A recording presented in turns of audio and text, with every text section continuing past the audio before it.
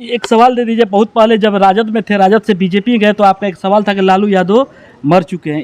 इसका वजह क्या वजह था कि बोले थे? हो चुके हैं लालू जी को के साथ हम रहे। उद्देश्य है कि गरीब गुरबा कमज़ोर वर्ग के लोग, कमज़ोर लोग यहाँ आकर के निवास करेगा, उन्हें भोजन मिलेगा, वस्त्र मिलेगा, सारी व्यवस्था नहीं परमानेंट रह सकता है, कोई दिक्कत नहीं है, आकर जा भी सकता है। दोनों बातें कहीं का भी लोग आ रहे, पूरे दुनिया से, कहीं से, पूरे देश से। कितना आदमी इसमें ठहर सकता है?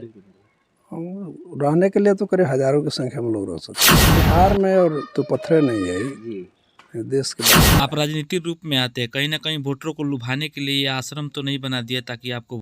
नहीं, राजनीति तो अपनी जगह पर है। राजनीति में तो हर किसी को, कोई इंजीनियर इसमें काम नहीं किया है।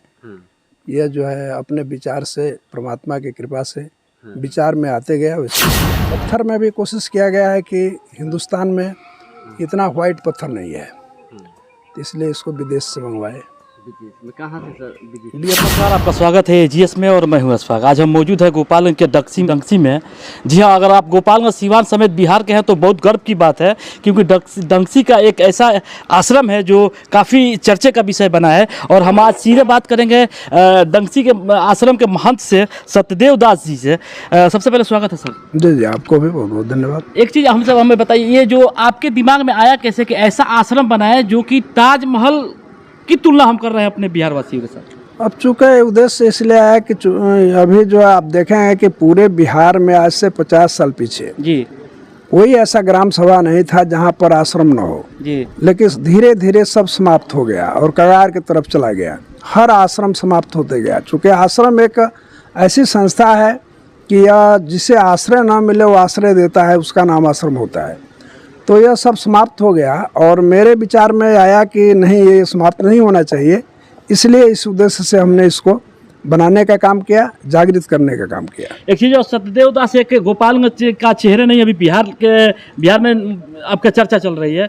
हमारे कहने का मतलब है कि ये बनाने के लिए आपके पास जो इंजीनियर या कलाकार, जो बनाने वाला मिस्त्री होता है, ये कहाँ से लेकर आए थे? नहीं, मिस्त्री तो कई जगह से आए, पंजाब से भी आए, बनाने के लिए हायर किया गया, दिल्ली से भी आए और बिहार के भी लोग रहे।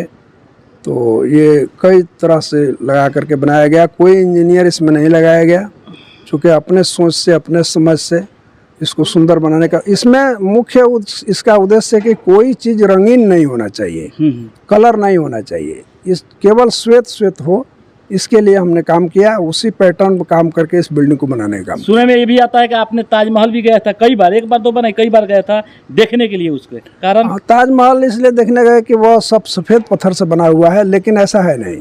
ताजमहल को मैंने देखा तो मकराना, अपने यहाँ चूँकि राजस्थान में मकराना जगह है, वहाँ से पत्थर का खान है, वहाँ निकला हुआ है और मकराना का पत्थर लगा है। तो उसमें तमाम कलर हैं, उसमें जो है काला है, पीला है, मैंने उसमें लगा हुआ है। और मेरा उद्देश्य था सफ़ेद बनाने का, वाइट बनाने का, तो इसलिए मैंने इस पर काम किया और कोशिश किया और सफल भी इसको किया कि आप देखेंगे कि कहीं आपको कलर नहीं दिखाई देगा, सब सफ़ेद सफ़ेद है। चलिए, गोपालगंज वासियों को पता है कि आप कहाँ का हैं, लेकिन बिहार जानना चाहता है कि आप डंसी का रहने वाले, गोपालगंज के रहने वाले हैं? नहीं, हम तो, हमारा जीवन यहीं पर 8 साल के अवस्था से यहीं पर है। ऐसे जन्म हमारा देवरिया जिला में हुआ था और मैं 8 साल की अवस्था से यहाँ आ गया और तभी से यहाँ हूँ। यहीं पढ़ाई लिखाई सारा कुछ हुआ और बहुत कुछ, सारा जीवन यहीं। कभी अपने देवरिया में नहीं गए? नहीं, जाना आना कभी कोई रहता है, जाना आना तो भ्रमण में रहता ही है। चलिए, इस जगह पे एक पर्यटक भी अब बनने वाला है। थोड़े दिन पहले, अब जैसे चर्चा चले वैसे पर्यटक भी आएंगे, उनको लेकर क्या कुछ कहेंगे आप? जो भी पर्यटक आएंगे उनका स्वागत होगा, काफ़ी उनको सम्मानित किया जाएगा, उन्हें हर तरह की सुविधा दी जाएगी, सुरक्षा दी जाएगी, सब कुछ आश्रम की तरफ से रहेगा। समाज को सेवा देते हैं, साथ में राजनीति में भी आपका हलचल रहता है, इस पर आप क्या कुछ कहेंगे? तो राजनीति में तो इसलिए रहता है, जो मेरा सोच ये है कि राजनीति में स्वच्छता हो और राजनेताओं से घृणा न हो, नेता को एकदम स्वच्छ होना चाहिए, नेत्र की तरह नेता होना चाहिए। समाज में केवल अपना खा पी करके, अपना पहन करके और समाज का सेवा करे, वही नेता होता है। यही मैं दिखाना चाहता हूँ कि मुझे यदि मौका मिलेगा तो मैं यह बता दूंगा, दिखा दूंगा कि किस तरह से नेता को रहना चाहिए। एक सवाल दे दीजिए, बहुत पहले जब राजद में थे, राजद से बीजेपी गए तो आपका एक सवाल था कि लालू यादव मर चुके हैं, इसका वजह क्या वजह था कि बोले थे? अब चूँकि लालू जी को के साथ हम रहे और उसका उद्देश्य था कि लालू जी ने जो संदेश दिया था, आह्वान किया था कि हम जो है गरीब गुरबा और कमज़ोर वर्ग के लोगों का मदद करूँगा, ऐसा उन्होंने दिखलाया भी। लेकिन बाद में चलकर सच्चाई कुछ और निकली। सच्चाई यह निकली कि लालू यादव जो हैं वो केवल परिवार में सिमट गए, उनका समाज से कुछ लेना देना नहीं है। और दूसरी बात है कि लालू जी जब कमज़ोर पड़ गए, बीमार पड़ गए, जेल चले गए, तो उसके बाद उनके लड़की का, उनके औरत का, उनके परिवार का, उनके बेटे का, सबका चलने लगा। और कोई लालू यादव का जो संदेश था, लालू यादव की जो नीति थी, उस पर कोई चल नहीं रहा था। इसलिए मैंने राजद को परित्याग कर दिया। क्या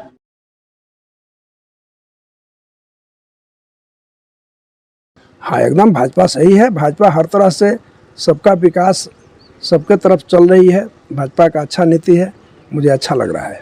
चलिए, जाते जाते एक बार क्या संदेश देना चाहेंगे जो बिहार समेत पूरा भारत के वासी अगर आना चाहे, उन्हें क्या कुछ संदेश देना चाहेंगे? मैं यही चाहूँगा कि जितने भी जीव प्राणी हैं सबको एक समान समझें, किसी में अंतर ना समझें। मानव एक है। मानव ही क्या, सभी 84 लाख प्रकार के जीव प्राणी जो है, सब में एक ही आत्मा निवास करती है।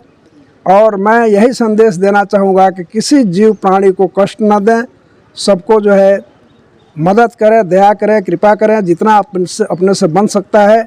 सभी जीव प्राणियों का पालन करें, सेवा करें, यही मैं चाहूँगा।